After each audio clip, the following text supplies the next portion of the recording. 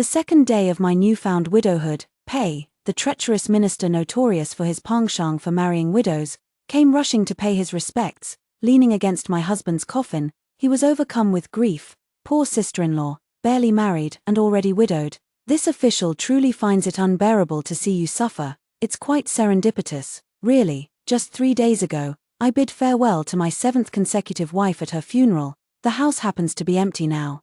I wonder if Madam would be willing to move in. It'd certainly liven things up. I narrowed my eyes as I sized up the man before me. He'd buried 7 wives in succession, and this was my 3rd time being widowed. Damn, we're birds of a feather. Hello, everyone. Welcome to my channel. Subscribe us to read wonderful stories every day. Now, the story begins. Madam, Minister Pei has arrived. On the night of my 3rd wedding, my new husband Minister Zhong died suddenly from excitement.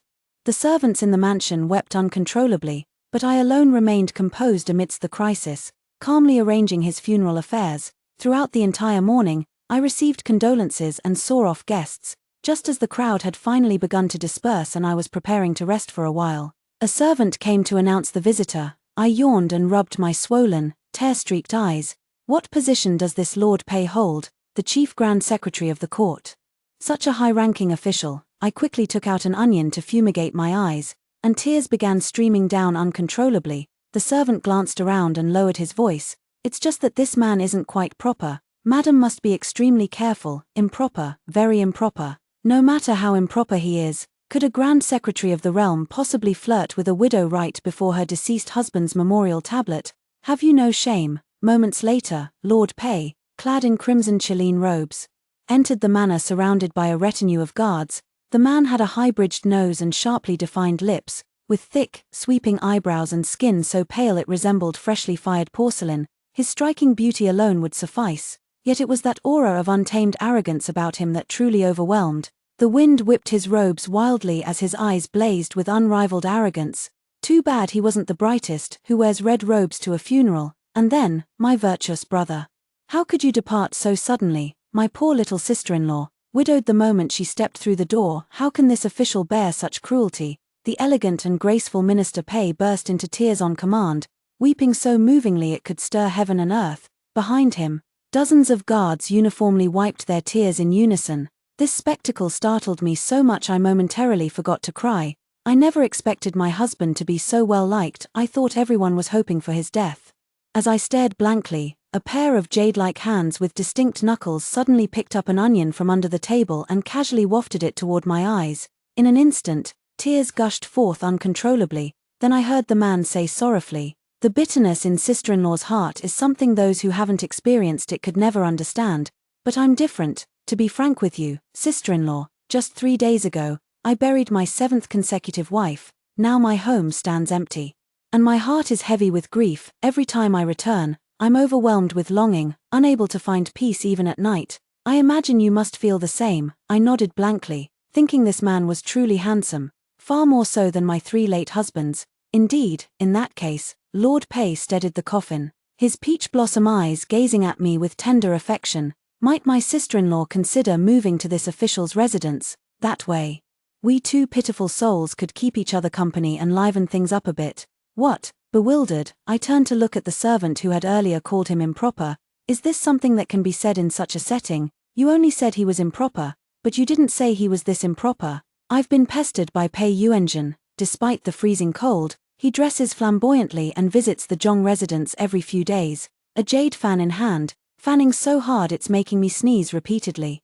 Look at you, look at you. This is what happens without a man around, such cold weather, and you're not taking proper care of yourself. Has sister-in-law fallen ill? I wiped my nose and answered perfunctorily, just a minor ailment. Pei Yuanzhen looked genuinely distressed, pulling a handkerchief from his sleeve to hand me, his tone dripping with tenderness. A widow like you should take better care of herself. If you don't feel sorry for yourself, I certainly do. After saying this, he glanced around the house and sighed. Your honorable brother must have made quite a fortune these years. This house is splendidly decorated, even more luxurious than mine. Then he turned to the expressionless guard beside him and asked, "Archie, what did the brokerage say? How much silver can this house fetch?" "Reporting to your highness, Minister Zhong's residence is located in the bustling heart of the capital, originally a 5-courtyard compound with 45 rooms. Minister Zhong found it insufficiently grand. 3 years ago, he purchased the neighboring property belonging to Lord Liu, combining both estates. It now spans 7 courtyards with 6 to 7 rooms in total. The brokerage manager conservatively estimates it could fetch at least 2,000 taels. 2,000 taels, that much. Upon hearing this, Pei Yuanzhen's expression grew even gentler, his fan lightly brushing against the back of my hand. I had previously heard from your esteemed brother that sister-in-law was in poor health, bedridden for over a month before the wedding, worrying him so much he couldn't focus during court sessions. While your brother was alive, he could have taken good care of sister-in-law, but who would have thought? How could he just die in bed like that? Pei Yuanzhen wiped his tears again. And sister-in-law too, why didn't she advise him better, a man over 70 years old? How could he personally attend his own wedding night? I also wiped away tears and said pitifully, exactly what I said. I kept telling him not to come, but he wouldn't listen. In the end, after all that effort, before he could even take off his pants, he just collapsed. The room was filled with an eerie suffocation. A dozen guards simultaneously lowered their heads, their ears turning red. Only Pei Yuanzhen remained composed, gently patting my hand. My apologies, sister-in-law. Since this official once served alongside your virtuous husband in court, his wife shall be treated as my own. In that case, pack your things these next few days, and I'll return to make preparations as well. Let's aim for me to come propose within 7 days, and we'll sell the house by month's end. After that, we'll live well together, and not let down your worthy brother's matchmaking efforts. Having said this, Pei Yuanzhen happily circled the room with his hands clasped behind his back, even pointing things out unprompted to his expressionless guard. This vase was bestowed upon Minister Zhong by the late emperor during his reign. At the time, everyone opposed His Majesty's visits to courtesans. Only Minister Zhong stood firm against public opinion. Saying His Majesty has toiled diligently and achieved much, why shouldn't he enjoy some pleasure? The moved emperor rewarded him with many fine treasures. The stone-faced guard nodded. Minister Zhong was a considerate and virtuous official. Pei Yuanzhen circled back to the front of the screen, his face alight with delight. Ho! Even Minister Zhong possesses such a cloisonné screen. When I saw it earlier in the Empress Dowager's palace, I was utterly envious. Now it's perfect. Tomorrow I'll have it moved to my study. Just looking at it will ease my mind while working. The expressionless attendant stated matter-of-factly, fine treasures deserve worthy masters. I watched the master and servant duo who were acting as if they were strolling through their own home, and cleared my throat loudly. Pei Yuanzhen quickly turned his head to look at me upon hearing the sound. Sister-in-law, your health is too frail. You really can't stay in this place any longer, he anxiously instructed the poker-faced servant. Quick, hurry and help sister-in-law pack her things. The physician who attended to the 7 previous mistresses still lives at our residence. He'll finally be of use now. The poker-faced servant stepped before me, looking down from his height. Madam, stop looking around. Go pack your belongings quickly. Our master is extremely busy. He's only made time to come today. We'll all return to the manor together, saving him the trouble of traveling back and forth. I opened my mouth wide in disbelief. How could someone be so shameless? I'm not leaving. This is my home. I'm not going anywhere. The poker-faced man turned to tattle. Master, she refuses to go. Pei Yuanzhen was hugging a vase reluctantly, stealing a glance at me amidst his busyness. Really not coming, sister-in-law? I nodded. My late husband has only been gone for a few days. I must observe mourning rites at home. Pei Yuanzhen sighed and didn't press further, leaving behind the words, I only hope sister-in-law won't regret this. He set down the vase and left noisily with his guards. Madam, something terrible has happened. It had only been half a month of peace. Lai Wang, the servant who previously told me about Pei Yuanzhen's improper behavior, rushed back to the mansion in a panic. The court suddenly ordered an investigation into the master's family assets. Accusing him of corruption and bribery. They might confiscate our property. I was lying in bed, contemplating how to quickly sell off my assets and return to the village to build a house. Such a large fortune would be enough to ensure a worry-free life for the rest of my days. And I could even take in a live-in son-in-law. Never in my wildest dreams did I expect such a bolt from the blue. With a sudden carp's leap, I sat bolt upright and widened my eyes to question Lai Wang. What's going on? Lai Wang quickly closed the door and said angrily, it's none other than that Chief Minister Pei. The damned bastard has his eyes on our family fortune and is dead set on marrying you as his second wife. Seeing you refuse, he's deliberately setting a trap to force you into submission. I clenched my fists, already seething with anger. This family fortune was earned by our aunt through her own genuine abilities, why should it be given to him? I had originally planned to take this silver and return to the village for a peaceful life, but who would have thought Pei Yuanjun would suddenly appear halfway? Does he really think he can just take this family fortune whenever he wants? I snorted coldly. Since he insists on delivering the family fortune to my doorstep, it would be impolite not to accept it. Let's have a proper meeting with this Chief Minister Pei. Farewell, Pei Yuanjun. It was in the dungeons of the Ministry of Justice. Madam, don't hold back now, confess whatever you know quickly. A widow like you won't withstand torture. Pei Yuanjun sat slouched casually, not even looking at me, though his poker-faced guard was the one who spoke. I frowned and began to cry. My lord, it's not that I refuse to confess, I truly don't know anything. My husband passed away the very day I married into this family. How could I possibly know what he'd done? Pei Yuanjun clicked his tongue twice. How pitiful. Your tears are breaking this official's heart. The poker-faced attendant promptly produced a handkerchief, flicked it open with force, and wiped Pei Yuanjun's eyes. The master's heart is truly kind. After drying her tears, Pei Yuanjun gazed at me tenderly and said leisurely, I shan't hide this from you, madam. Someone at court has impeached Minister Zhong, accusing him of years of bribe-taking and granting unlawful favors to prisoners. The Minister of Personnel holds a rank of first-grade secondary, with an annual salary of 180 taels. Grand Secretary Zhong has only held this position for 8 years, so having 1,000 taels of silver in his household would already be the limit, yet according to my knowledge, his residence is worth no less than 2,000 taels, and the extravagant items in his home are beyond count. Even the lady's canopy bed alone costs over 100 taels. Pei Yuanjun spoke unhurriedly, leisurely spinning the jade bead bracelet around his finger as he squinted at me. Though madam may not know what Grand Secretary Zhong has done, you surely understand better than I how much silver lies in his treasury. If we wait for the Ministry of Justice to raid your home, not a single item will remain. Not only that, but if Lord Zhong's corruption is proven true, according to our dynasty's laws, embezzlement of 1,000 taels warrants extermination of 3 generations of kin. Though Lord Zhong is dead, his wife still lives. Having said this, Pei Yuanjun gazed at me with an inscrutable look. That gaze resembled a wolf eyeing its captured prey. I put on a pitiful expression. For the sake of this helpless woman, may your excellency show me a way out. Pei Yuanjun found a comfortable spot and lazily reclined. Giving a slight wave of his hand, the poker-faced man walked up to me. Looking down at me once more from his superior position, bring your family fortune to our mansion, and our master will spare your life. I demand a proper marriage proposal. Pei Yuanjun glanced at me leisurely and said, granted. These family assets shall be counted as my dowry, to be managed at my discretion. A trace of derisive laughter flashed through the poker-faced man's eyes, only to hear Pei Yuanjun speak again.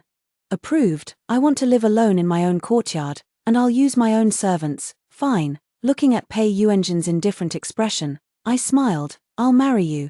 The expressionless guard retreated contentedly, standing beside Pei Yuanjun like a statue. Pei Yuanjun patted his robe and strolled to the torture rack, his voice laced with amusement. Speaking of which, by marrying this official, sister-in-law has preserved both her life and her family fortune, but these are all benefits for her. Surely this official shouldn't have worked for nothing, should he? Minister Zhong's family fortune was indeed substantial, setting aside properties and possessions. Just the banknotes and gold alone amounted to several 100,000 taels.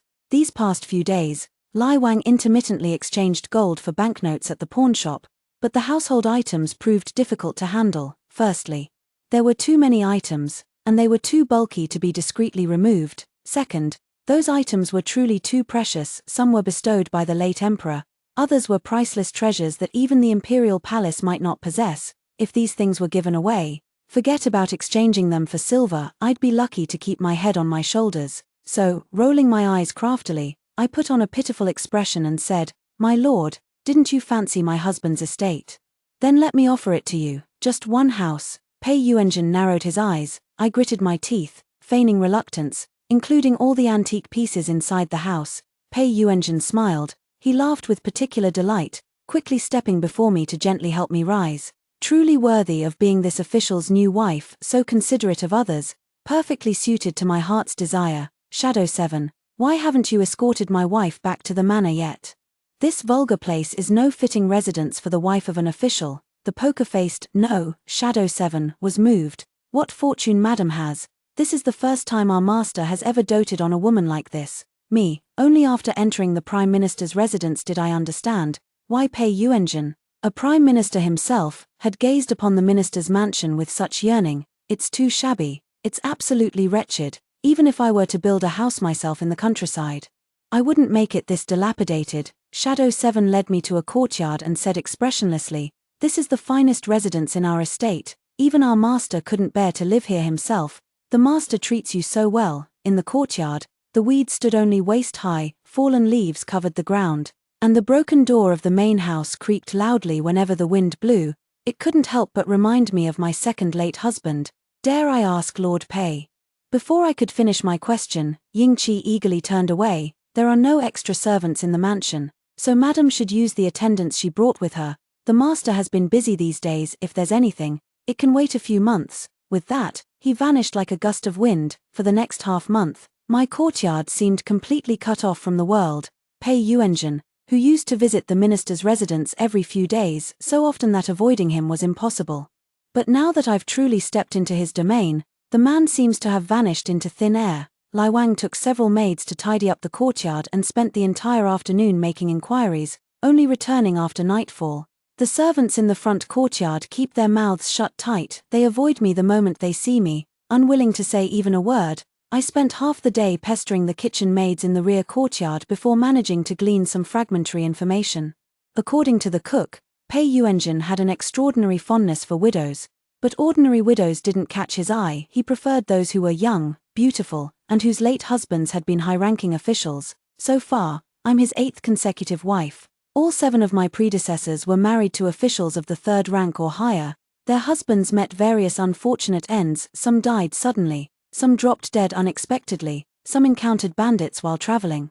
The most pitiful one drunkenly fell into a latrine and drowned. Without exception, they all left behind vast fortunes. In short, no matter how a man died, as long as he was dead, Pei Yuanjun would rush to the funeral with a few taels of silver, then joyfully marry the widow. What kind of sickness is this? Lai Wang, what's even more terrifying is that these widows usually don't survive more than 2 months after entering his household, since his first wife came through the door. Pei Yuanjun brought in a barefoot doctor from the countryside. That doctor has been living there ever since. He's seen off 7 wives already, and is still there. Lai Wang narrowed his eyes slightly. "Madam, no matter what, this Prime Minister's residence isn't safe, especially those medicines delivered by that physician. You mustn't touch them." Several days later, Pei Yuanjun arrived, and he brought along that barefoot physician who'd sent 7 previous wives to their graves.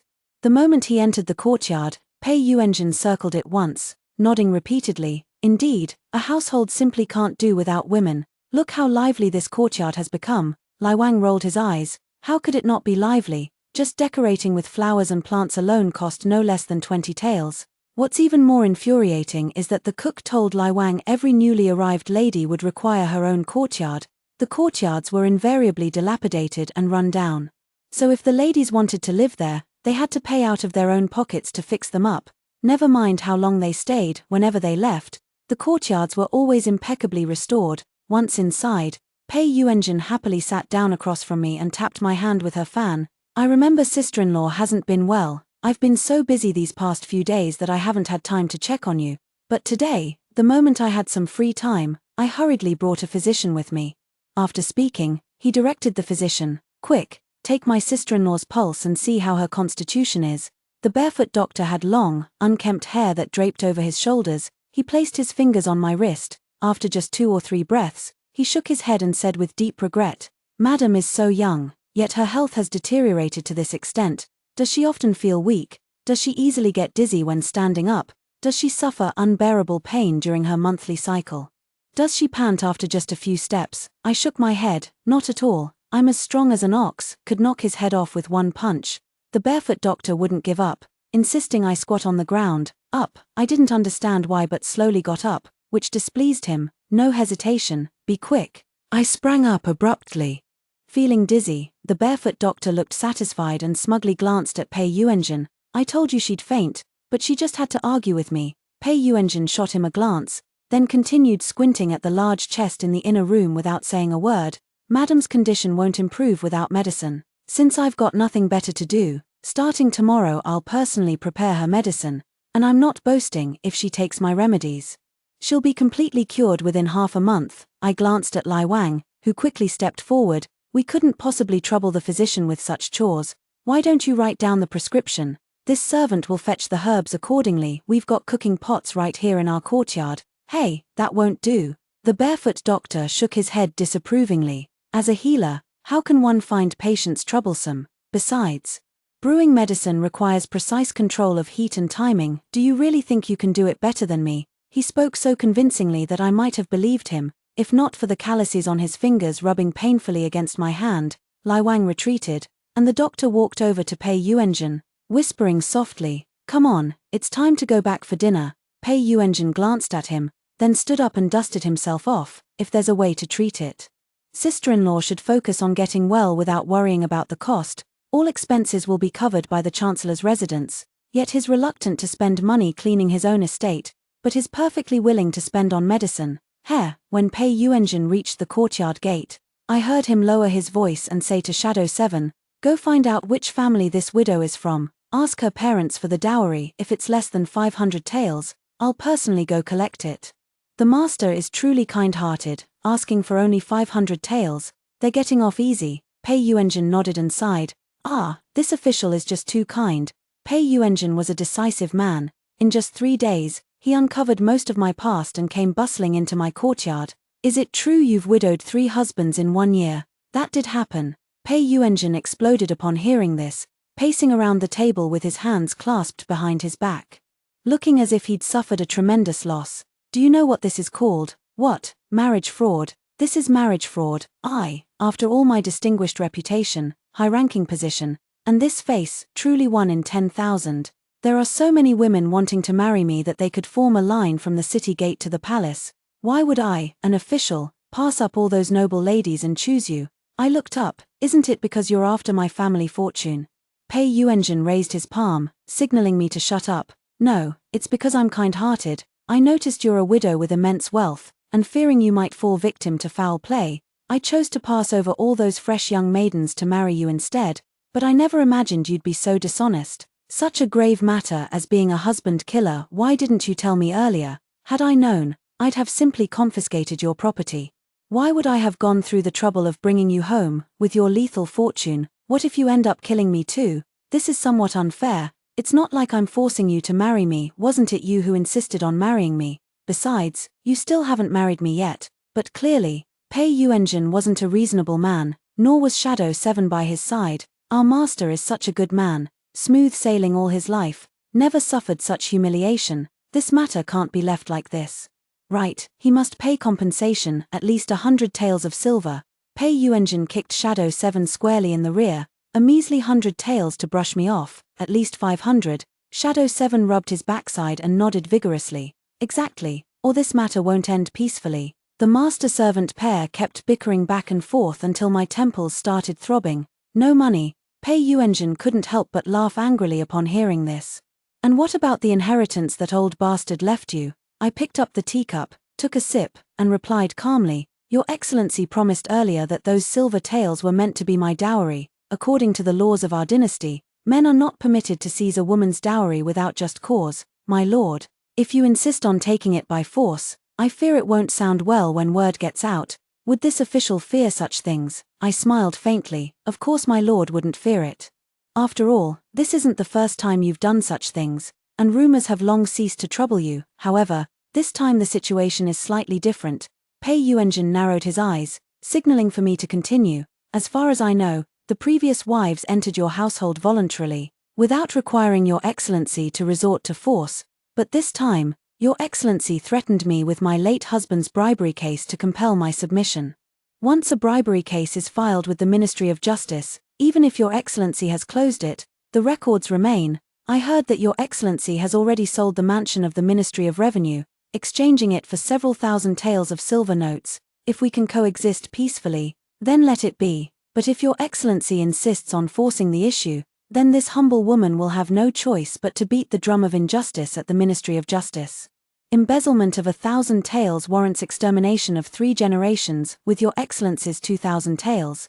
I wonder if 3 generations would be enough to pay." Pei Yuanjun found this amusing and gestured at Shadow 7. She's threatening me. In all my years, this is the first time I've been threatened, and you're just standing there. What use are you? Shadow 7 instantly drew his blade and swung it straight at me. Bang! The sword snapped, breaking cleanly in half as it clattered to the ground. Pei Yuanjun and Shadow 7 stared wide-eyed, utterly disbelieving what they had just witnessed.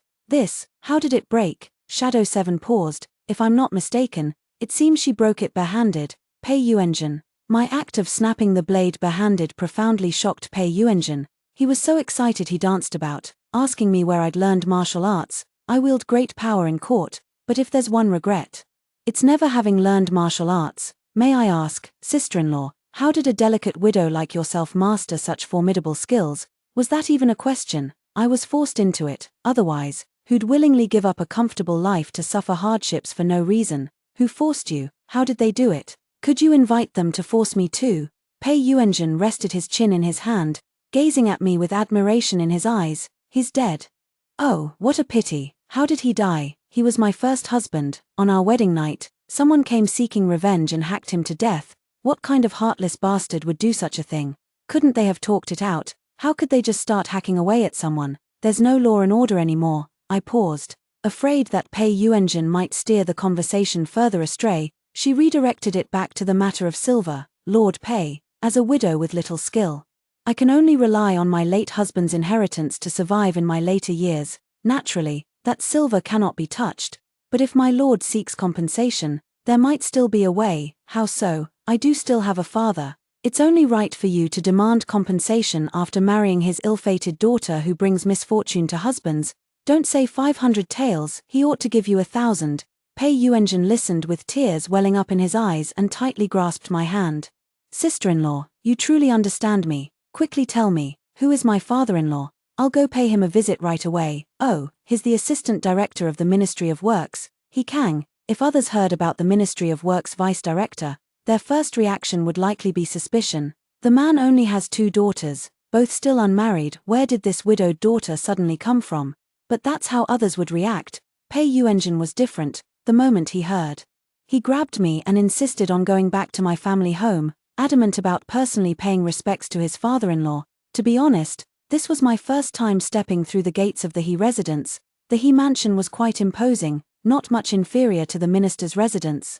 But all this was thanks to Lady He, for her father was the salt control censor of Jianghuai. He Kang's rise from an obscure local official to his current position was entirely due to his father-in-law's influence. That doesn't add up. If Lady Ruhair is the first wife, why are you several years older than her 2 daughters? Pei Yuanjun stroked his chin and voiced his doubt. It's rather laughable when you think about it. To outsiders, He Kang appeared deeply devoted to Lady He, treating her with profound affection and loyalty. But in truth, within this marriage, Madame He occupied an overwhelmingly dominant position due to her superior family background, making her naturally imperious. She forbade He Kang from taking concubines and imposed numerous demands on him. Initially compliant, He Kang gradually grew rebellious, compounded by Madame His plain appearance. He secretly married my mother in the countryside during their 2nd year of marriage. My mother was delicate and tender, worshipping He Kang as if he were heaven itself. She didn't even know what her husband actually did for a living, simply believing him to be an ordinary traveling peddler. Under the pretense of business, He Kang spent only 2 months each year with my mother, devoting the rest of his time to his first wife in the capital.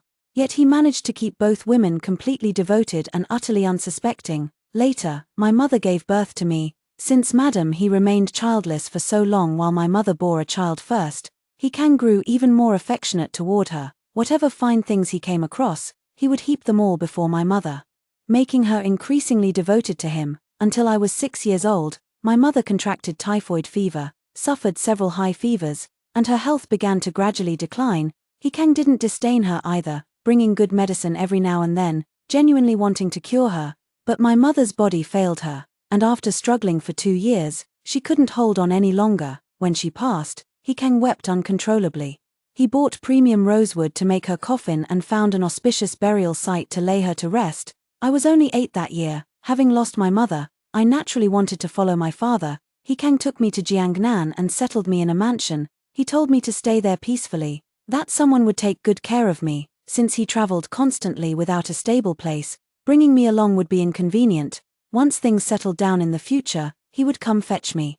I harbored no doubts and settled in contentedly. The woman assigned to look after me was stern-faced and exceptionally strict, never cracking a smile. She taught me music, chess, calligraphy, painting, how to shape my brows and apply makeup, as well as close combat and poisoning. I naively asked her what these skills were for. The old woman replied, "To survive, first you must be someone useful." I stayed in that mansion for 5 years. For 5 years, I was often covered in wounds, frequently beaten so badly I couldn't leave my bed. Yet through this, I mastered exceptional martial skills. Might I inquire as to the purpose of your Excellency's visit? After years apart, He Kang remained as upright in posture and dignified in appearance as ever. A slightly plump woman accompanied him, dressed splendidly yet with a kindly smile. Pei Yuanzhen carried an air of casual languor wherever he went. Upon entering the room, he went straight to the seat of honor and ordered the servants to bring him Mingqian tea. He Kang's expression darkened slightly. "Prime Minister, what is the meaning of this?" Pei Yuanzhen surveyed his surroundings as a matter of routine, then smiled contentedly with great amiability. "I've never visited the residence before. Who would have thought my father-in-law lives in such affluence? Truly enviable." Shadow 7 remarked casually, "Merely a 6th-rank official, yet living more lavishly than our master. Really, watch your words." Pei Yuanzhen scolded lightly, "What's this yours and ours? We're all one family. If my father-in-law fares well, then so do I. With no sons in the household, won't all this family fortune be ours someday?" Having said that, he patted my hand contentedly. "Marrying sister-in-law truly is my good fortune." He Kang's gaze finally fell upon me. At first it was a casual glance, but then his pupils abruptly constricted as if he'd seen a ghost, his hands trembling uncontrollably. "Good, my father still remembers me." I immediately curtsied gracefully, speaking softly, "It's been many years since we last met. Is father still in good health?" He Kang stumbled violently, fortunately caught in time by his wife. Though her face had already turned ashen, He Kang's lips trembled uncontrollably, yet he dared not utter a single word, neither daring to acknowledge me, nor daring to claim he didn't recognize me. It seems he truly fears this lady wife. "You call him father, madam?" His voice was icy. I didn't answer, meeting her gaze calmly. "Madam," he began, examining me carefully, her eyes tracing every inch of my brows and eyes, then suddenly gave a light laugh. "Both my daughters took after my looks, but you've inherited your father's features, I suppose. Your mother must have been quite beautiful." Her reaction took me by surprise. According to my original expectations, she should have been hysterical by now, or perhaps clawing at He Kang. Anything but this calm demeanor. "Yes, she was very beautiful. Where is that person now?" "Dead." I met her gaze squarely, enunciating each word. "Buried in the He family ancestral grave." These words finally shattered Madam His composure. She looked at me and murmured softly, "Buried in the ancestral grave? Madam, let me explain." He Kang grew flustered, reaching nervously for Madam His arm, only to have his hand brushed aside. "I'd like some time alone. Husband, please entertain our guests yourself." "Lady." He walked calmly toward the door, stumbling slightly at the threshold before disappearing around the corner. Watching her retreating figure, I suddenly felt she looked as pitiful as my own mother. "Ah, father-in-law, where are you going? Don't leave now." Someone help my honored father-in-law back inside.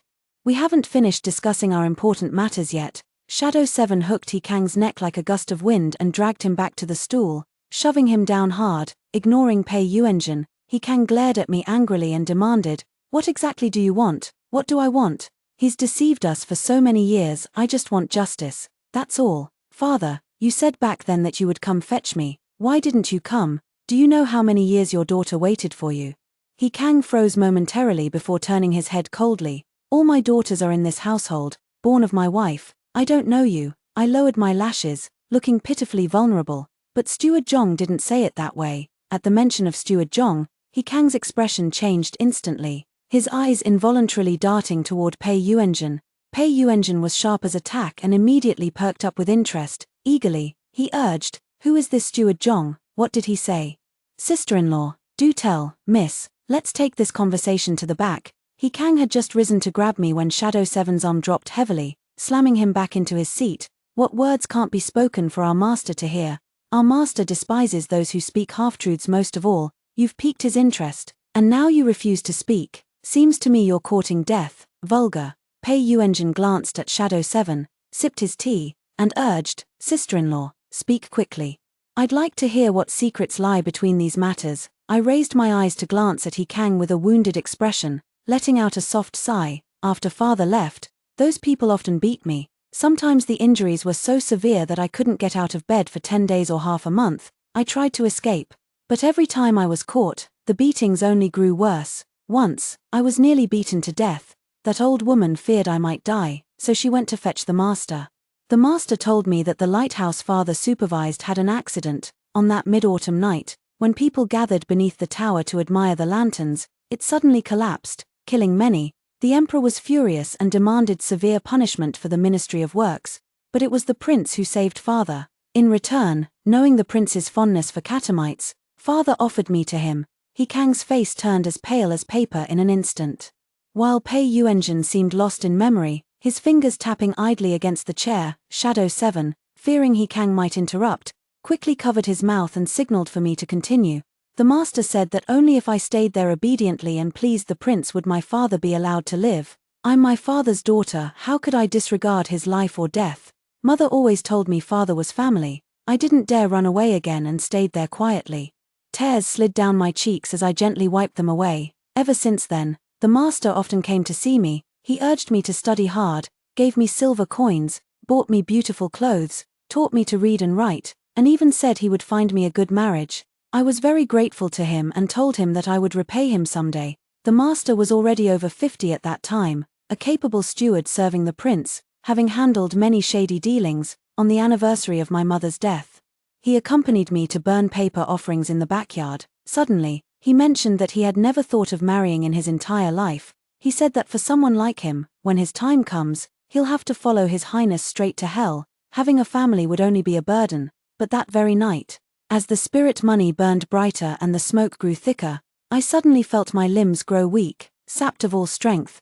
My master abruptly embraced me from behind, his hands frantically groping over my body. Meng, come with me, he panted in my ear. If you're with me, you won't have to please the prince anymore. He'll never truly want you, he'll just treat you as a gift, passing you from one man to another. None of those men will cherish you either. They've seen too many women, they'll only treat you as a plaything. I'm different, I genuinely like you. I'll marry you, you'll bear me a child, and I'll leave all my family's wealth to you and our son. This world is too harsh on women. Without support, you can only be passed around like an object from one man to another. You're so beautiful, and you work so hard. I truly can't bear to see you go down that path. The master is right. In the prince's mansion, we girls who were raised there were each treated as objects. Our skills in music, chess, calligraphy, painting, martial arts, and beauty were all clearly priced, waiting to be sold to the highest bidder, if a noble preferred charm and grace. The prince would send those skilled in dance. If a noble fancied sophistication, he'd present those versed in poetry and painting. If a noble had peculiar tastes, favoring the untamed, then it would be the turn of those like me who knew some martial arts. Once sent, we were to struggle, to resist, to be beaten half to death by the nobles, letting them fully indulge in the thrill of controlling prey and taming wild horses. During those years, I saw too many girls carried into certain courtyards, never to return. They thought they'd climbed to higher branches, but in truth, they were just hastily wrapped in tattered mats and thrown into mass graves. Real nobility might seek novelty for a while, but who would bring home a common plaything available to all? After succeeding in his designs, my master became increasingly infatuated with me, and I, within just 2 days, completely accepted reality. I told myself, I refuse to be an object. Why should my fate be controlled by them? I will walk out openly and honorably. So I feigned affection, coaxed him into marrying me, into taking me away from this cage guarded layer upon layer by masters. My master was growing old, a man who'd spent his life decisive in slaughter. Yet in his twilight years, he began clinging to this false warmth. He reveled in the joy I brought him, basking in my complete dependence on him. Men always let their guard down too easily with things they believe they control completely. In his eyes, I was merely a plaything who couldn't survive without him, destined to be wrapped in a tattered mat sooner or later. Thus, he believed he had me completely under his thumb. He desperately wanted a home, craving to taste the bonds he'd never known before life's end. Finally, he went to beg the prince. The prince, acknowledging his years of loyalty, permitted him to retire and take me back to his hometown. We returned to our master's ancestral home. Over the years, he had amassed astonishing wealth, chests of gold ingots silently piled in dark corners, casting a heavy, gleaming light. On our wedding night, He held me with a face creased by smiles. "Menga, from now on we'll live peacefully here. No need to bother with those disputes anymore." When he lunged forward, the knife slashed viciously across his back. In the flickering dim candlelight that cast golden reflections throughout the room, I brought the knife down upon him again and again. His struggle faded into surrender within mere moments. He asked hoarsely why. I leaned down and whispered softly in his ear, "You say you like me, yet you can't even remember my name. I'm not Menga. Menga was the girl you forced 3 years ago and eventually threw to the wolves. We once lived in the same house. Sister Menga knew you were coming that night and hid me in the closet early, fearing you'd harm me. Master, these words you're saying to me now, you once said them to Sister Menga too. So, what's all this talk about wanting a home when you're old? It's just empty words to deceive fools like us." What sets Menga apart is her official family background. She carries pride in her bones and refuses to yield. I'm different. From the moment I learned my father had a wife and daughter living comfortably in the capital, I stopped living for myself. As long as I can get revenge, as long as I can survive, what does mere chastity matter? I carefully fed He Kang just the right words to hear. Sure enough, I caught a fleeting glimpse of remorse in his eyes, but it vanished instantly. Overshadowed by something he feared even more, with a thud, he dropped to his knees and kowtowed 3 times to Pei Yuanjun. "Your Excellency, please be discerning. That matter was settled by the court years ago. You mustn't take her word for it. The prince has long been stationed beyond the frontier and stays clear of court affairs. You mustn't fall prey to her provocations." Pei Yuanjun seemed to snap out of his thoughts and smiled carelessly. "Father-in-law, what is this? There's no need for such formalities among family. Ying Qi, help father-in-law up at once." Ying Qi expressionlessly hauled He Kang back to his seat. Pei Yuanjun narrowed his eyes and studied me for a long moment before sighing as he lightly traced the back of my hand with his fan. "Sister-in-law is truly pitiable. Though you're also a daughter of the He family, your younger sisters are doted upon while you've suffered so much. TSK. Hearing this makes my heart ache too." The official remarked. Cold sweat dripped from He Kang's temples as he forced a smile and asked, "Then, Your Excellency's meaning is, this official isn't unreasonable either. After sister-in-law has suffered so much, your father-in-law ought to show some consideration. How about offering 1,000 taels of silver? Fetch the banknotes." He Kang hastily waved his hand. The servant quickly brought forth the silver notes. Pei Yuanjun cast a reluctant glance at them before stuffing them into my sleeve, saying flippantly, "Take it, it's all your hard-earned money." Returning to the courtyard, I handed the silver notes to Lai Wang. "Put them in the pawn shop, it's not safe here." At dinner time, Pei Yuanjun came again. Coincidentally, the barefoot doctor arrived to deliver medicine. Before he could even enter the courtyard, Pei Yuanjun lowered his voice and said, "Get out of here. This widow isn't someone to be trifled with. If you dare deliver that medicine, I'll be collecting your corpse tomorrow." The barefoot doctor fled in a flash. "Sister-in-law, enjoying your meal?" I hummed in acknowledgement. Pei Yuanjun obediently pulled chopsticks from his sleeve and promptly began eating. "By the way, sister-in-law, your first husband was that manager Zhong. What about the second one? How did you end up marrying Minister Zhong afterward?" Speaking of my second late husband, I genuinely intended to build a life with him. He was neither a high-ranking official nor a scholar, just an ordinary commoner. That day I killed my master and ran into the street, feigning madness and shouting wildly. Right there on the main street, I met Feng Yu, a laborer. He was a sincere man. Seeing me behaving like a lunatic, he even abandoned the medicinal herbs he was supposed to deliver to the pharmacy, leaving them by the roadside to take me to report to the authorities. He told the county magistrate that he had personally seen several dark figures scaling my courtyard wall, with his testimony and the coroner's examination revealing deep, bone-exposing knife wounds on my master's body, inflicted with tremendous force. The Yamen concluded it was the work of a robust, martial-trained man in his prime. Seizing the moment, I feigned utter helplessness and produced 50 taels of silver, pleading with the magistrate to apprehend the murderer.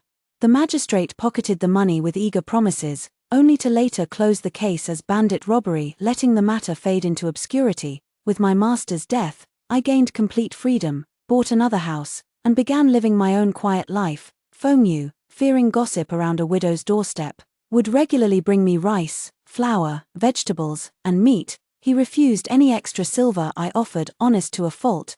Just as my master once said, "This world is harsh on women.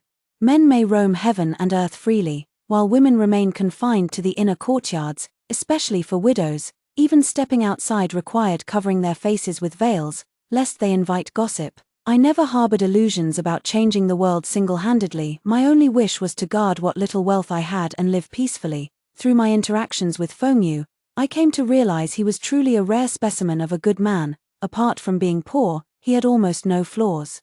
When he proposed marriage, I agreed without hesitation, but fate is unpredictable. Minister Zhong from the capital suddenly arrived at the local government office to review old case files, and by chance, he came across mine. He summoned me to the county office for questioning, and at our first meeting, he couldn't hide his astonishment at my beauty. Afterwards, he frequently summoned me under the pretext of assisting with investigations. Later, he summoned Feng Yu and subjected him to torture on charges of suspected perjury. Yet even when beaten until his flesh split open, Feng Yu stubbornly insisted he had seen the shadowy figure with his own eyes. Minister Zhong then tried to tempt him. If you're willing to recant your testimony, I'll grant you a position in the ministry with a monthly salary of 1 tael of silver, freeing you from livelihood worries forever. Feng Yu was stubborn to the core. Once he set his mind on something, not even death could make him change his tune. Minister Zhong had no choice but to throw him out of the yamen. Half dead as he was, on our wedding day, Feng Yu was still bedridden from his severe injuries. Before nightfall, he was gone. As his widow, I arranged his funeral and knelt before his spirit tablet for 3 full days. Actually, Feng Yu wasn't lying. He truly saw a black shadow. It was the black cloth I'd tied outside the wall. When I ran out of the courtyard, I triggered the mechanism I'd set up earlier. Half a month later, Minister Zhong was returning to the capital. He came to see me, condescendingly. If you're willing, I'll marry you when we return. Of course I was willing. He killed Feng Yu, and this vengeance I must avenge Feng Yu's death. When I first arrived at the minister's residence, Minister Zhong treated me with some respect.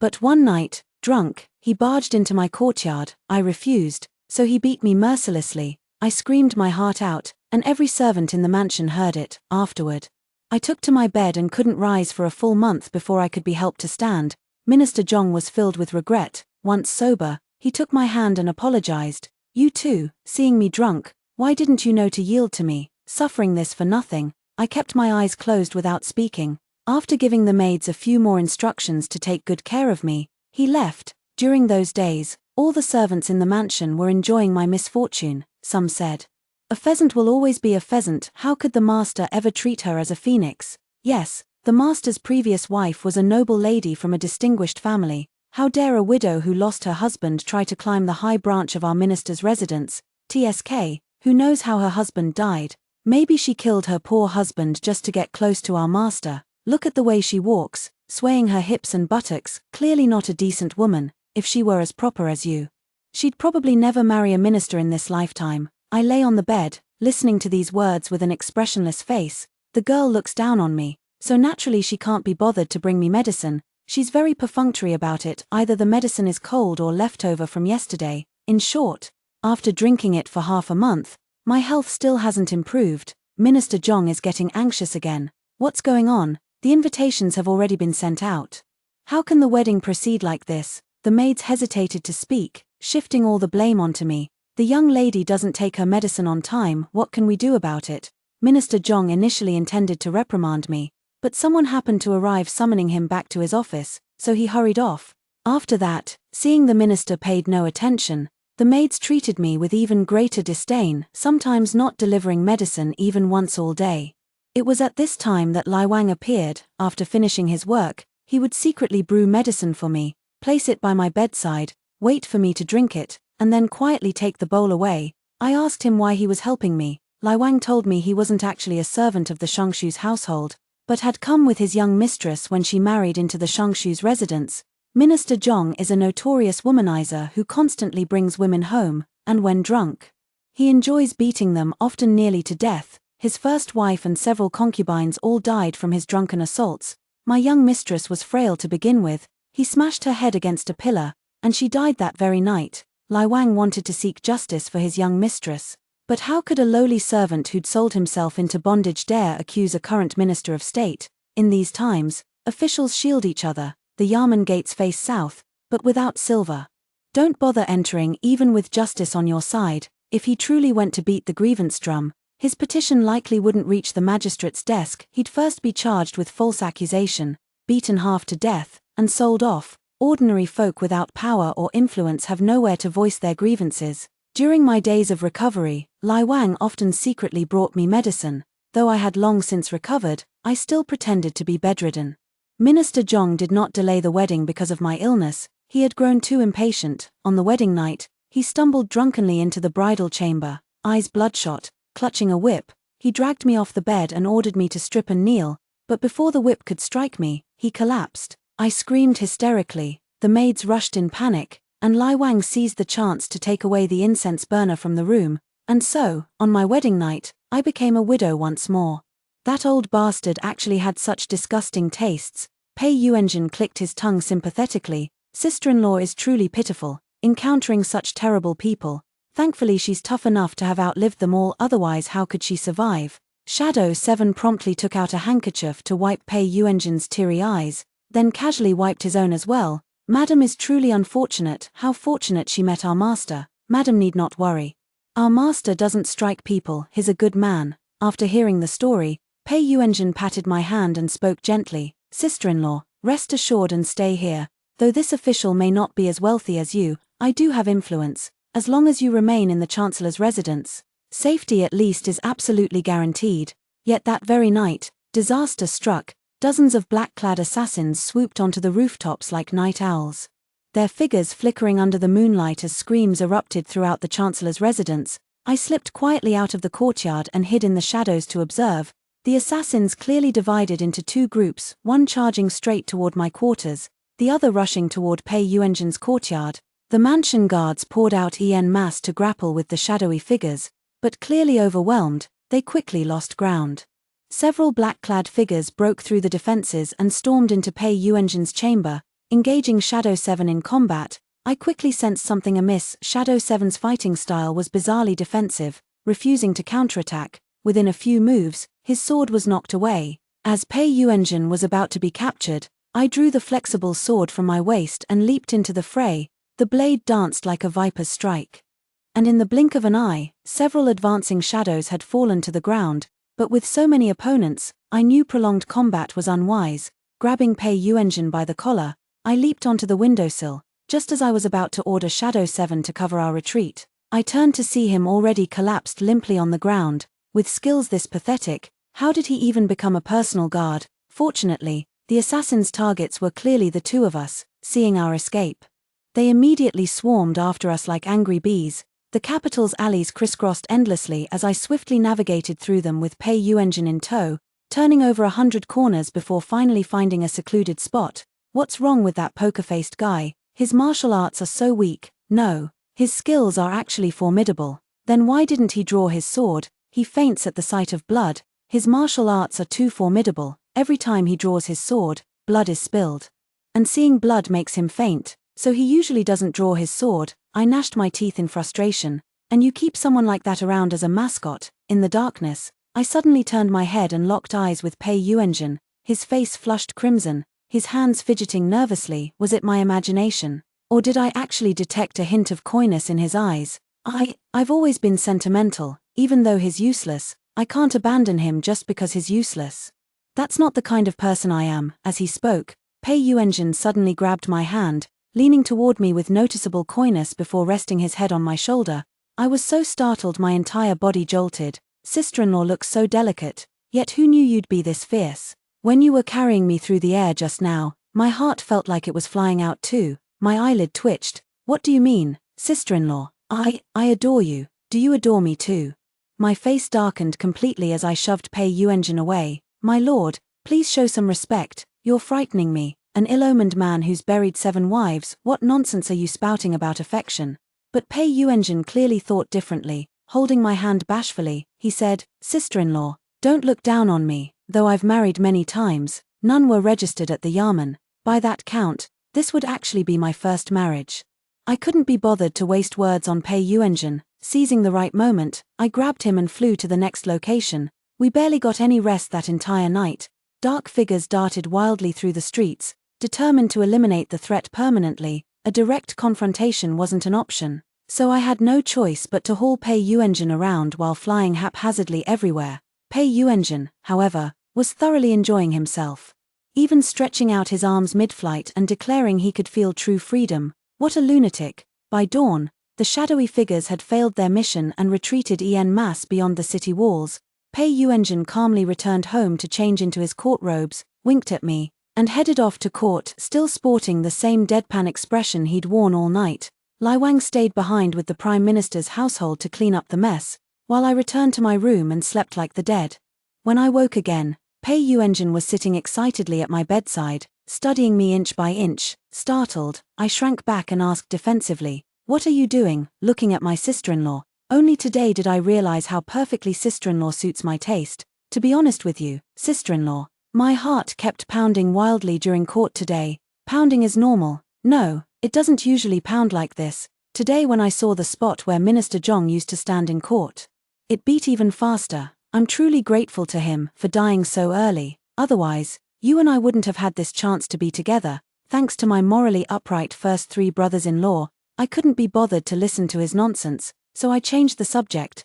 Didn't you investigate yesterday's assassination attempt? At the mention of assassins, Pei Yuanjun effortlessly settled back into his chair and said leisurely, "Those assassins were fierce fighters.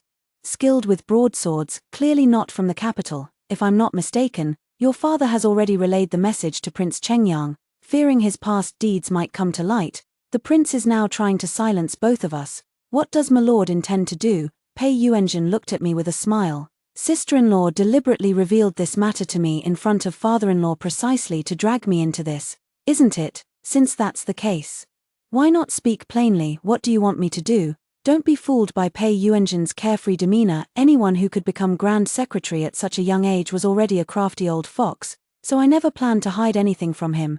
Being seen through by him didn't faze me in the slightest. I am where I am today because of He Kang. Naturally, I want revenge, but I also know that aside from Madam his powerful family background, He Kang and Prince Chengyang are tied together like grasshoppers on a single rope. On my own, I cannot defeat them. Pei Yuanjun raised an eyebrow. Sister-in-law, how do you know I would help you? That is Prince Chengyang we're talking about, the full-blooded brother of the late emperor, the current emperor's uncle, second only to one man and above 10,000 others. Truth be told, I had met Pei Yuanjun long ago. Many years ago, Pei Yuanjun once visited the prince's residence. To express his utmost hospitality, the prince specially arranged for the most outstanding maiden among us to attend to him. The maiden possessed peerless beauty, her dancing as graceful as startled swans, and she excelled in every refined art from zither to chess, calligraphy to painting. Such a rare beauty would be impossible for any ordinary man to refuse, yet Pei Yuanjun flatly refused. The guard behind him promptly peeled off the girl who had already coiled around Pei Yuanjun like a serpent, declaring righteously, "What nonsense, who in this world doesn't know our master only fancies widows?" The prince's expression darkened, yet he went to great lengths to find a beautiful widow. Rumor had it the widow's husband had been freshly killed that very night. What kind of lowly creature dares to climb into our master's bed? Has your highness not heard? Every widow who catches our master's eye is both stunningly beautiful and fabulously wealthy. The prince's face darkened completely. With a grim expression, he asked Pei Yuanjun what kind of twisted preference this was. Pei Yuanjun glanced around before whispering, "Your highness must understand, it's only because the court forbids outright plundering. As an imperial official, how could I possibly make ends meet on that meager salary alone? Robbery might bring quick gains, but it would ultimately tarnish my official reputation. Marrying a widow is different, it earns me praise for being devoted while securing a substantial fortune. That's far better than robbery." The prince actually didn't get angry after hearing this, but burst into laughter instead, repeatedly praising Pei Yuanjun as a clever little fox. After Pei Yuanjun safely returned to the capital, he proceeded to marry 2 more widows in succession, which made the prince somewhat restless. I once overheard my master saying to the prince, "I wonder if Chancellor Pei is doing this on purpose." The widows he marries were all newlywed wives of officials under your highness's command. Several have died within a year, yet no issues were found in the investigations.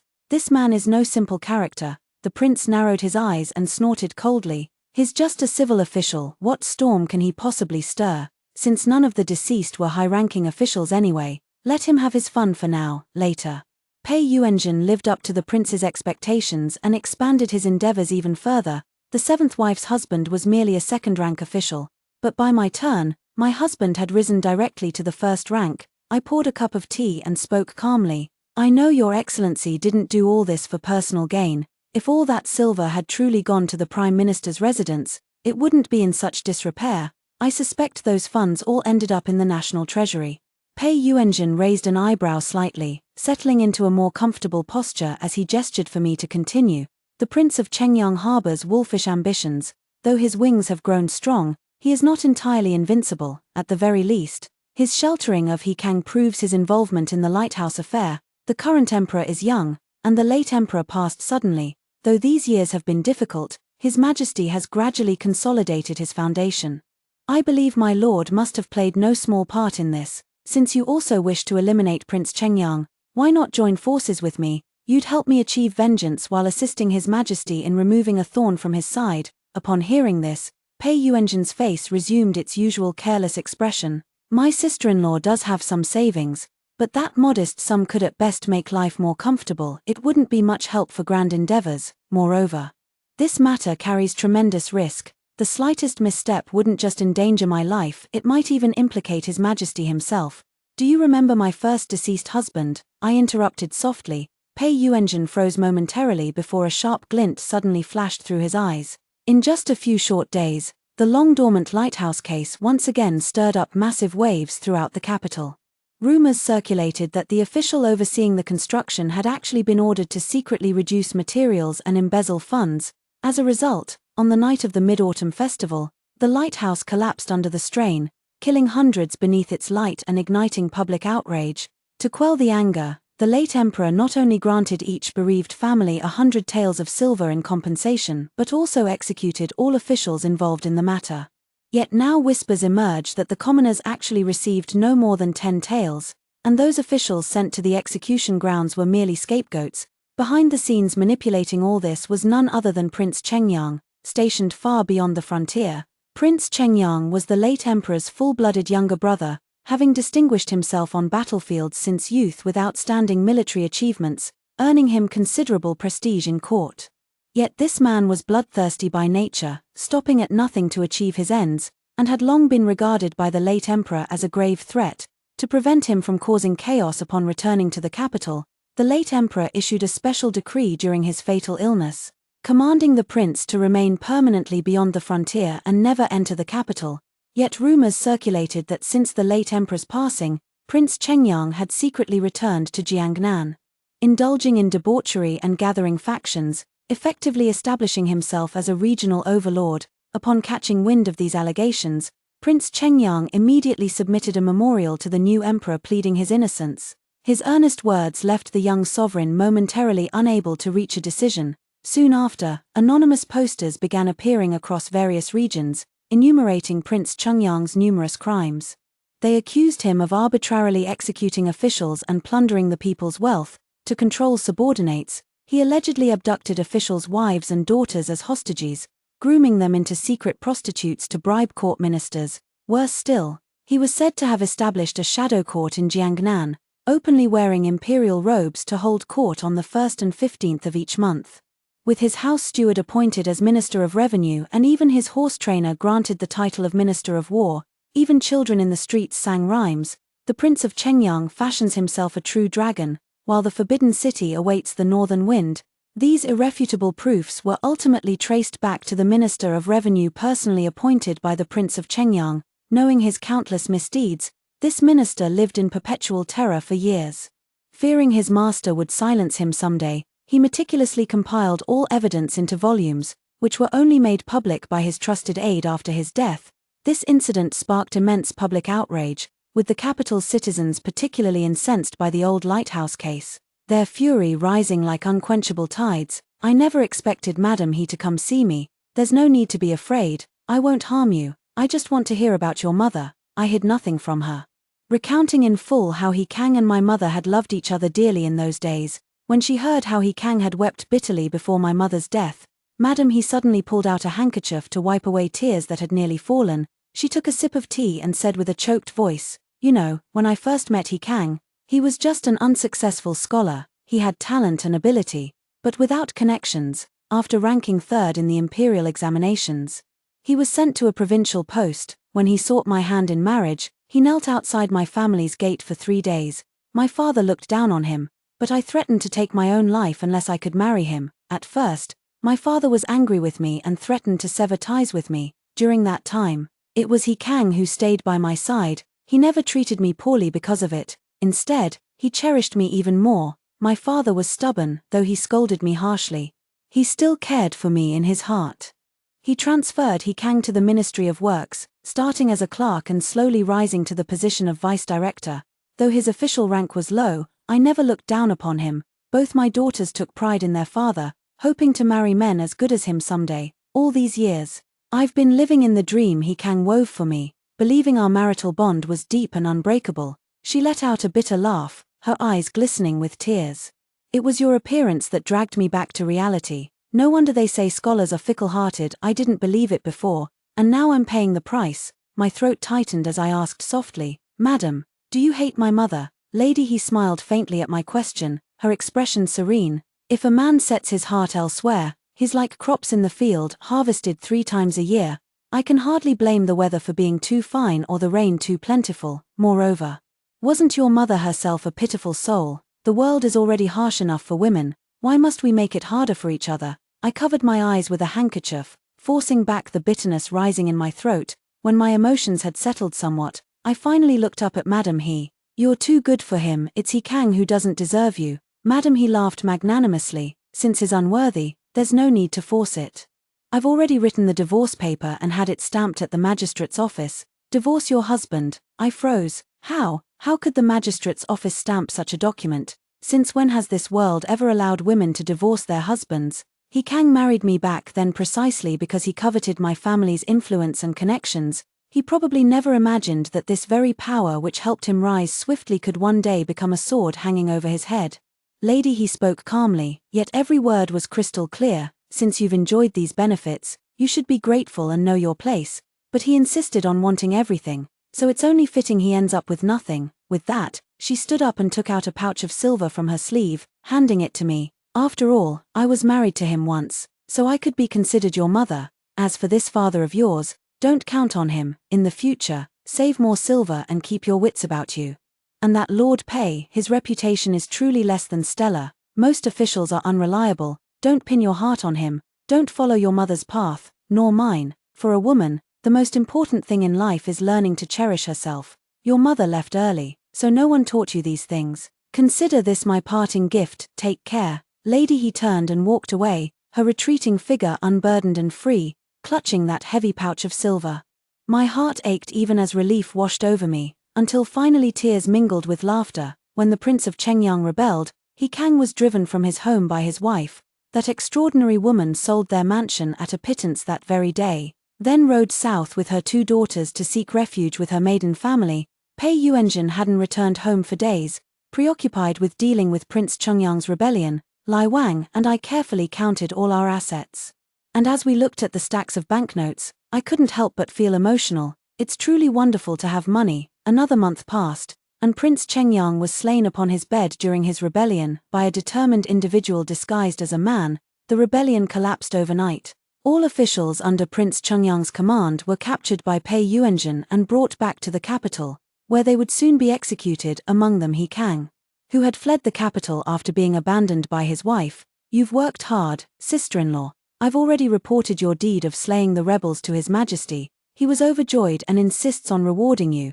The imperial decree will arrive shortly." I glanced at Lai Wang, who quickly fetched 2 small chests and opened them fully on the table. At the sight of stacks of silver notes, Pei Yuanjun's eyes instantly lit up. This is the inheritance left by Steward Zhong and Minister Zhong. I've already converted all the gold and silver into banknotes. Take this money, my lord, to replenish the national treasury." Pei Yuanjun beamed with joy. "Wonderful, absolutely wonderful. This silver was all obtained through corruption. His Majesty has been concerned about it for some time. I was afraid sister-in-law might be reluctant to part with it and didn't dare bring it up. But rest assured, sister-in-law, I genuinely wish to marry you. Even if we hand over this silver, my monthly salary would be enough to support both of us." After hearing this, I smiled and said, "Over these years, I've used this silver to open some shops and earned profits. I'm only returning the principal, the profits remain mine." Pei Yuanjun listened with growing delight, grinning foolishly. Of course, of course. Sister-in-law is truly virtuous, knowing I'm incorruptible and even thinking to supplement our household expenses. Shadow 7 deftly pulled out a handkerchief, wiped Pei Yuanjin's eyes, then his own, and sighed emotionally. How benevolent our mistress is. Realizing their misunderstanding, I quickly waved my hands. Sir, that's not what I meant. The silver I earn is for building a house back in the village. You'll still have to support yourselves. The room fell into an eerie silence. Pei Yuanjin looked at me with shock-filled eyes, his voice trembling. Why, does sister-in-law despise me, for having married 7 wives? He turned to Shadow 7, he can testify. Those women all perished shortly after entering the manor. My relationship with them was completely innocent. Shadow 7 immediately stepped forward and said solemnly, that's indeed the case. Most of those women came from corrupt families, after their husbands' households were dealt with by His Majesty. They went to great lengths to cling to our Lord. Despite their endless flattery, our Lord has always valued his reputation as dearly as life itself and never allowed them to succeed in the slightest. How did they die? Pei Yuanjin rubbed his nose, his tone slightly helpless. Their corruption was excessive and angered His Majesty. By law, their entire clans should have been exterminated, but some of their relatives still held official positions.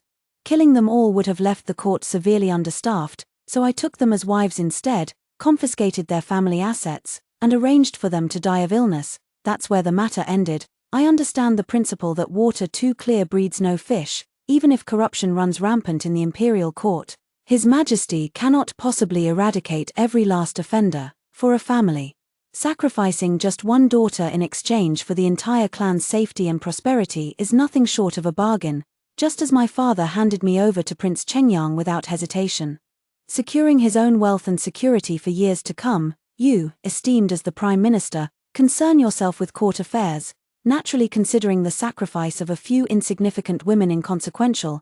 I raised my eyes to meet his gaze and said word by word, unfortunately, I happen to be one of those insignificant women. I understand your grand aspirations, my lord, but I cannot accept them willingly. The capital was never meant to be my home. I've surrendered all my silver.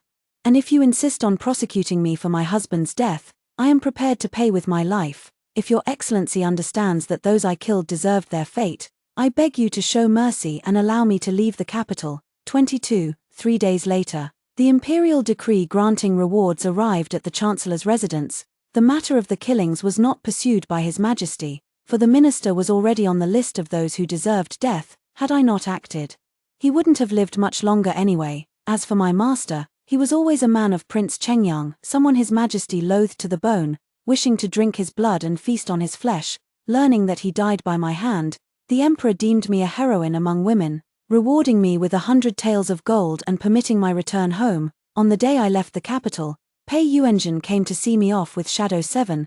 He patted Lai Wang's shoulder and sighed repeatedly.